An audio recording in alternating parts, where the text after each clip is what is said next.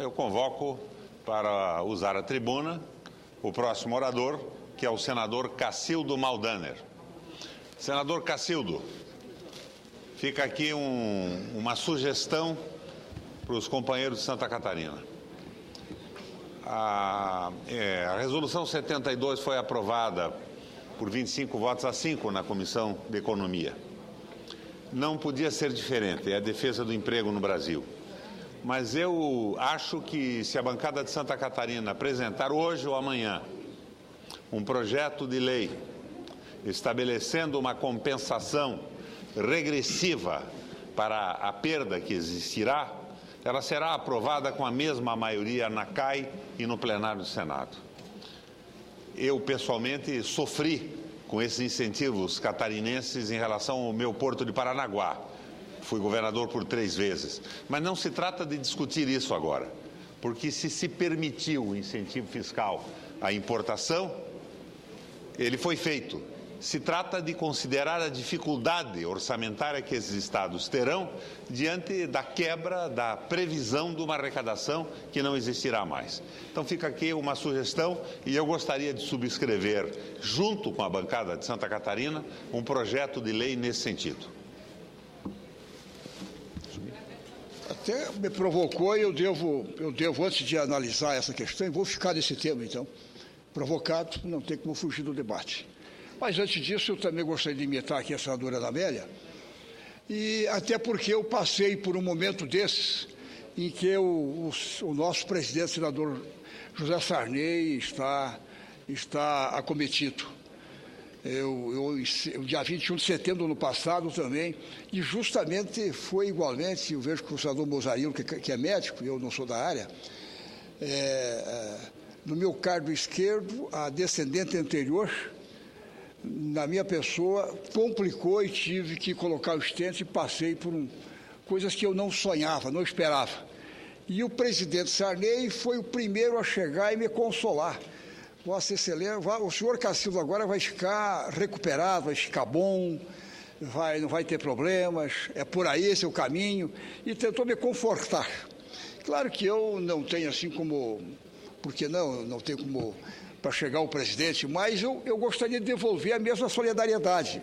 E desta tribuna, não só porque foi o mesmo caso do presidente Sarney, que foi também no meu cargo esquerdo, e a descendente anterior, e colocou estente, desejar que recupere o quanto antes e volte a casa, ele que é o nosso presidente. Então, eu sempre tenho o presidente Sarney como conselheiro, além de companheiro, eu diria que agora é colega, eu diria colega de coração.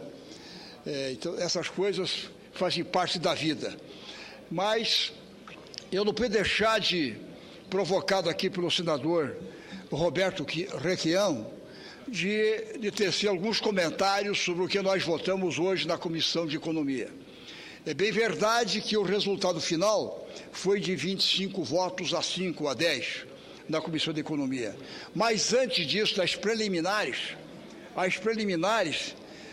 praticamente, eu sinto porque se nós respeitássemos os casos anteriores, as preliminares, se o governo tivesse um pouco de diálogo, seria bem melhor. Nós saímos derrotados. Eu confesso que saímos doídos na Comissão de Economia hoje, porque nós estamos defendendo, inclusive, por 13 votos a 12, por um voto, não passou a proposta de nós dialogarmos mais alguns dias. Era a proposta que surgiu, que nós colocamos em conjunto com os colegas catarinenses e vários outros senadores, para que tentássemos dialogar, que pudéssemos, junto ao governo, nem precisasse a participação dos senhores governadores, que já foram várias vezes, mas que pudéssemos, pelo menos mais um pouco, esgotar o diálogo. E propusemos, até por ideia do senador catarinense Luiz Henrique da Silveira, que nós colocássemos dia 8 de maio, agora, em função até porque o dia 21 é feriado e assim por diante, e aí 1º de maio aí, que o dia 8 fosse o prazo para que nós pudéssemos, em última instância, ainda tentar com os estados que mais estão perdendo nesse instante, que é o nosso, Santa Catarina, o Espírito Santo, Goiás, alguns outros que nós sabemos, até em função das propostas que estavam aí colocadas, das propostas para votar em separado, algumas ideias extraordinárias que estavam em pauta, e que, de um certo modo, o governo resolveu passar uma espécie de trator, quer dizer, veio com avalanche e tratorou a nós todos ali nós que éramos em minoria, e nós suplicando, vamos dialogar, vamos conversar, nós sabíamos que estávamos em minoria, e aí nessa súplica conseguimos praticamente que embolar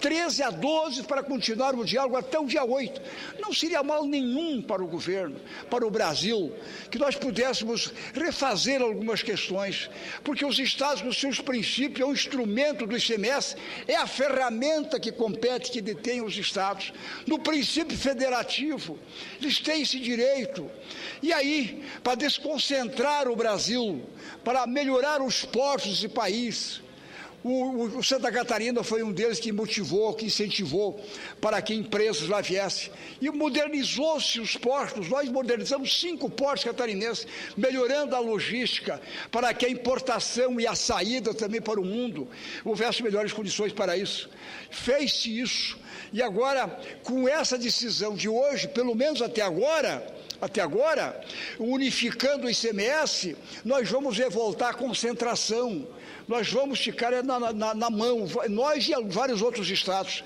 no prejuízo, e não é só isso, mesmo que venha a compensação dos empréstimos que o governo federal propõe, através do BNDES, esses são recursos, são financiamentos, como Santa Catarina vai perder praticamente no ano que vem R$1 bilhão, se emprestar esses valores, mas isso é empréstimo, e não é só isso, é que a economia como um todo, as empresas que atenderam o chamamento, que investiram, modernizaram os portos, lá se estabeleceram, e eu não falo só no nosso, na descentralização do Brasil, apresentaram projetos junto ao governo federal, que é o BNDES, conseguiram empréstimos, conseguiu-se isso sim, com 8, 10 anos, 12 anos de prazo, e agora abruptamente nós vamos encerrar isso. Isso não é fácil, porque há um orçamento em andamento, as empresas se estabeleceram, tem empréstimos a pagarem nos próximos anos. Isso é uma sequência na economia como um todo da descentralização. Então, o que se queria é graduar, é no diálogo, vai graduando, vai descendo, e aí nós teríamos alguma coisa harmônica no Brasil, entre os estados, e o nosso dever é defender isso. Nós temos um juramento das eleições para defender cada um dos senadores dos seus estados, e aí procurar construir o consenso. Eu, desde o outro mandato, quando aqui estive, em 8 anos, nunca vi alguma coisa passar a não ser por construir o consenso, esgotar o diálogo. Sempre tenho dito, é melhor 2 horas de diálogo do que 5 minutos de tiroteio. E hoje, infelizmente, nós vimos ali 5 minutos de tiroteio. Foi uma decisão assim, é por aqui, não tem mais conversa, não tem mais diálogo. Isso nós sentimos, isso fica ruim. Nós suplicamos, se ajoelhamos, vamos dialogar até o dia 8 agora. Vamos conversar mais um pouco, não faz mal a ninguém. Aquele negócio de calo de galinha, coisa que vale, não faz mal a ninguém. Isso tem um ditado que diz, para nós catarinenses, para os outros estados, isso não... Por que bater? Porque vê alguém caído e não, vamos massacrar. Não é essa, não é a melhor saída. Não é a melhor saída. Isso não foi bom. Isso não é por aí que nós vamos construir o consenso, a coisa nacional. Ninguém está a favor da desindustrialização. Pelo contrário, nós queremos a industrialização. Pelo contrário, nós queremos a descentralização também dos nossos portos. Nós queremos que flua normalmente o Brasil. Nós queremos que não haja concentração agora. Nós queremos isso, o direito de todos viverem e poderem palpitar, para poder dar suas ideias. Essa ideia do senador Requião, quem sabe, nós não vamos nos entregar.